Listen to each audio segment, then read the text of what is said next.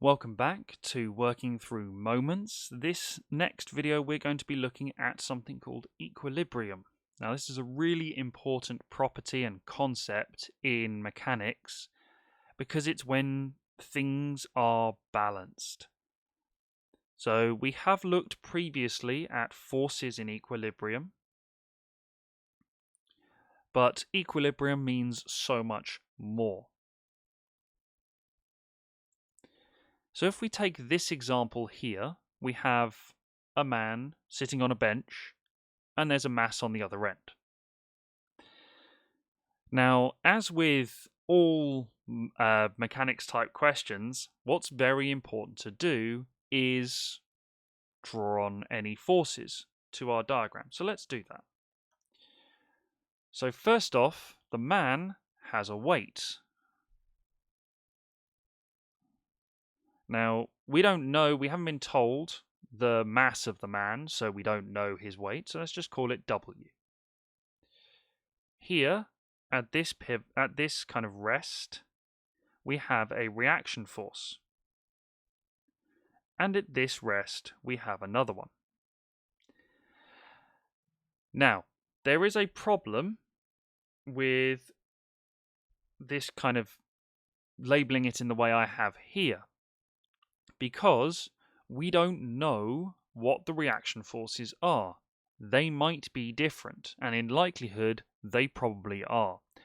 So I tend to call them R1 and R2, or if these pivots have been, or if these rests have been given names, I'll call them something like that. And you'll see when we look at an example, I'll do that again.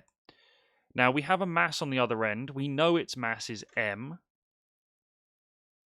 So downward we've got mg, so the weight of the box. Now in terms of the bench, the bench has a mass as well. For the purposes of this, I'm not going to worry about it. I'm going to say the rod, it's the bench, is light. Remember, light means there is no mass. We ignore the mass of the rod, of the bench, of the whatever it is. We ignore it. Now, this bench we are going to say is in equilibrium. So what does that mean? So if it's in equilibrium, that means two things. The resultant force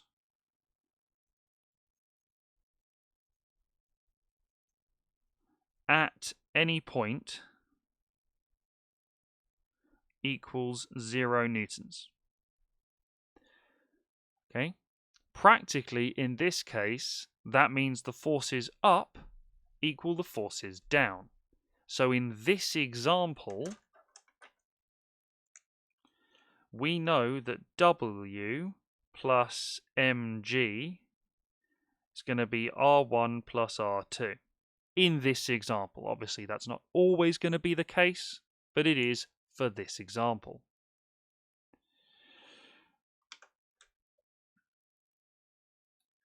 We also know that moments about any point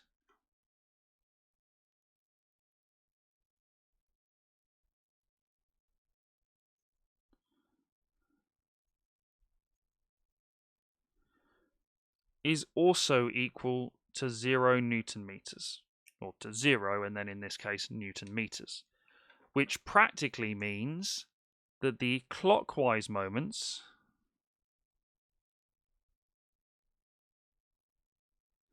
are the same as the anti-clockwise moments. Oops.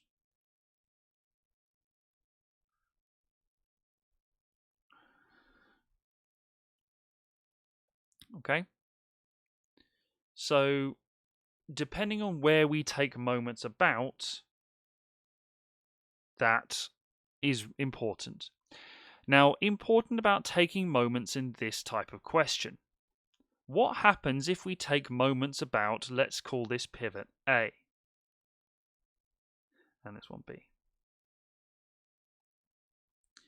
So in this example, if we take moments about A. So we'll call this distance D. We'll call this distance E. And we'll call this distance F, just for the sake of argument.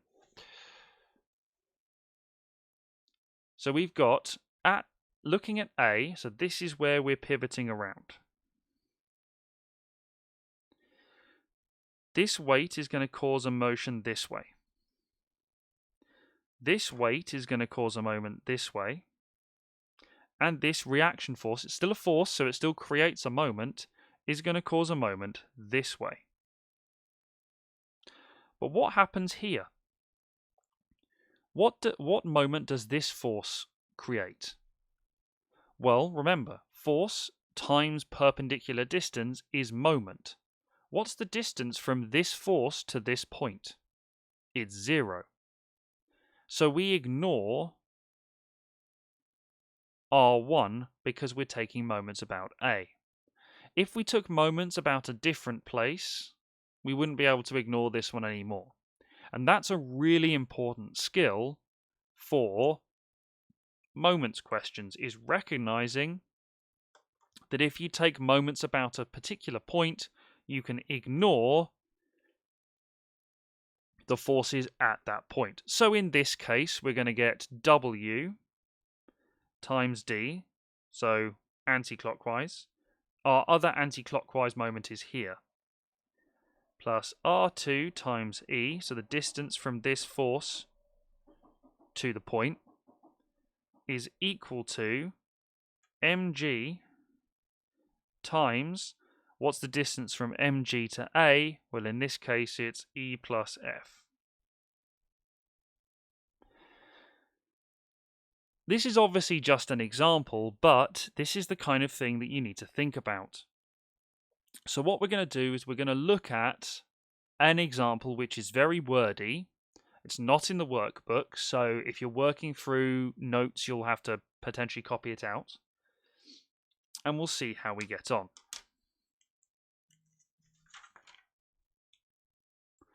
So this is the example we're going to look at. So we have a uniform beam, AB, of mass 40 kilos and length 5 meters. It's resting horizontally on supports C and D, where AC and DB are both 1 meter. When a man of mass 80 kilograms, here's my man, stands on the beam at E, so I'm going to label that point E in a minute, the magnitude of the reaction at D is twice the magnitude of the reaction at C. By modelling the beam as a rod and the mass as and the man as a particle, find the distance AE. So we're saying this is point E.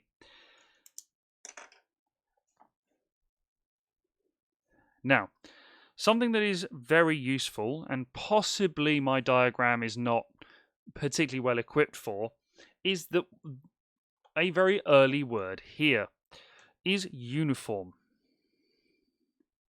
This is very important in forces and particularly in moments type questions as well.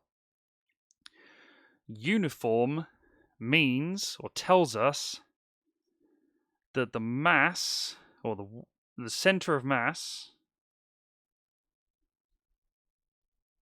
is in the middle of the rod. So we know the center of mass is in the middle of the rod. That's why I'm saying my diagram's probably not equipped for that. So I'm going to just, this is a useful thing to do. Sometimes you'll be given the diagram, sometimes you'll have to draw it yourself. I've drawn it in pen because I didn't have a pencil to hand. This is why you should draw it in pencil, so you don't have to play around with this nonsense that doesn't work. There we go.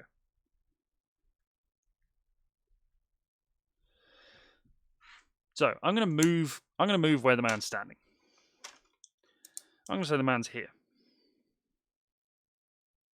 Doesn't matter if you draw it as a box or as a circle or even as a man, but there we go. So this is at the point E. So let's take our diagram and let's label it. Okay, first let's zoom in so you can see it a bit better. There we go. Right. So first off, let's label some forces. So first off, a uniform beam, AB. So the beam has mass 40 kilos.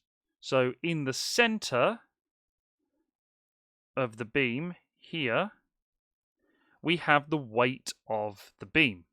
In this case, it's going to be 40 G. Now we know the length of the whole beam is 5 meters. So this distance here is 2.5 meters. Okay, AC is 1 meter, and BD is 1 meter. We have two reaction forces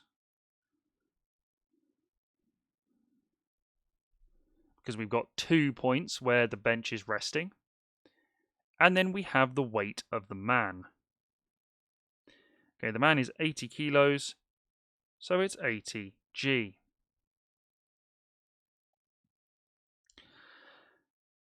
And what we're trying to find is AE, this distance here.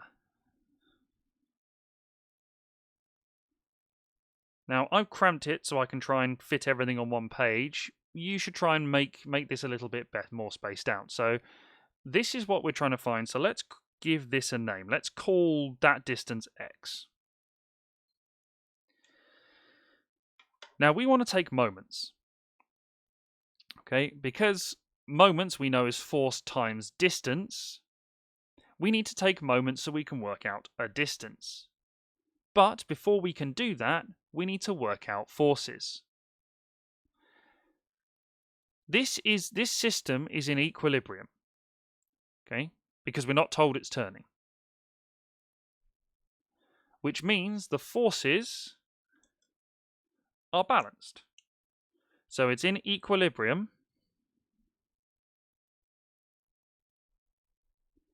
So the forces all add up to 0. Which means the forces up are the same as the forces down.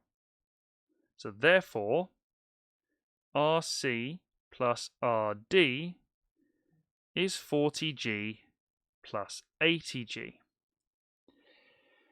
Now these are two different forces, but we're given some information about it. The man sits on the bench, and the magnitude of D is twice the magnitude of C. So RD is twice RC. So we know that RD is 2RC. So therefore, RC plus 2RC is 120G. 3RC is 120G. RC is 40G. I'm going to leave that like that for now, just because I may as well. There's no need to try and work this out, give this as a decimal. We're going to be using that later. So this tells us as well that RD is 80G. Now, in this case, it's not going to be... In this case, it's the same split as these two forces here. That's not always going to be the case, so don't assume that it will be. In this one, it is. So now we know all the forces. What you might want to do once working them out is change your diagram.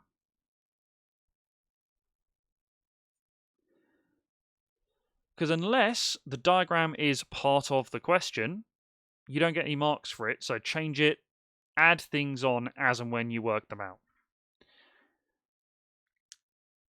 So we're trying to work out the distance from A to E.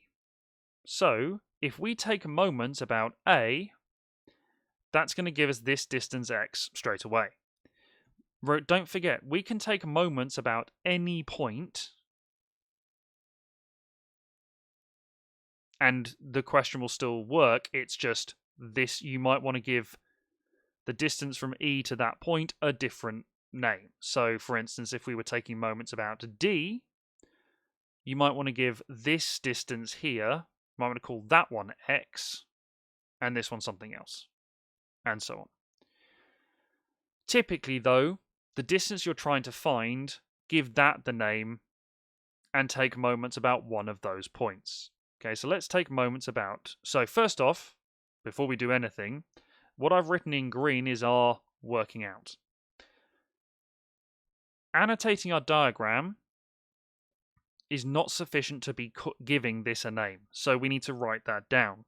So we can say let AE be X meters. So we're going to take moments about A. So let's go through our diagram. We have 4 forces we need to deal with. Let's think about which direction they're going to make things turn. So the 40G, don't forget, we're taking moments about this point. If you struggle to see what things are going to turn, put your finger on the point. The 40G is going up. So we're going to take a finger and push our paper up. We can see it turns this way. Here, this force does the same thing. These 2 forces, we take our point and we pull down. You can see our paper turns this way for both of those. So our system's in equilibrium. So the forces anti-clockwise, the moments anti-clockwise and the moments clockwise are the same. So let's deal with the anti-clockwise moments first. So we've got AC times, so the distance AC times this force. So we've got 1 meter times 40G. Now I know that 1 times 40G is 40G. However, we need to show the examiner that we're doing that calculation. So let's put it in as 1 times 40G. So the second force that's going anti-clockwise is this 80G force here. This distance is the distance we want, the distance from A to D. We know the length of the bench, or the beam, is 5 meters. D to B is 1, so A to D must be 4. So plus 4 times 80G. And that's going to be equal to the sum of our clockwise moments. So we've got 40G times the distance. We've already labelled it on, 2.5. Plus 80G times this X that we're trying to find. Now, hopefully you can now see why I didn't work this out straight away. Because everything has a G involved. Now, that's not always the case. In this case, we were told masses. If you're told weights, this might not happen. But in this case, it does, which is handy. So all the G's are going to cancel. So we're going to get, first off, let's say, okay, so it's 40 plus 320, so 360G is equal to 40 times 2.5, which is 100, plus 80xg. So that means 260, cancelling out the g's, is equal to 80x. X is 3.25. So therefore, the distance AE is 3.25 meters. Now, this is a very complicated example. There's lots going on. But for kind of this topic, until we start making the bars non-uniform and things like that, this is as difficult as it gets, maybe with some angles involved as well. And if you particularly want to have a look at one of those, have a look at example 8 on page 77 of the textbook. Goes through one with angles in. But this is very much the busiest question. There's lots going on. There's lots of different forces and different distances you have to worry about. And that's what students find difficult about moments questions. Is that idea of, oh, there's lots going on. There's lots of words. I can't figure it out. That's okay. If you think that, you're not alone. But all you need to do is draw a diagram. Label things on, and figure out what goes where. Typically, for questions like this, you're going to be resolving forces and resolving moments. The order that you do this in may vary depending on the question. So some questions you might resolve moments first, and then resolve forces. For this one, we did it the other way around because we were trying to find a distance. If we were trying to find this force and we knew this distance, we'd probably do these two parts the other way around. So, what I'd like you to do, please, is to practice this exercise 4C, page 78.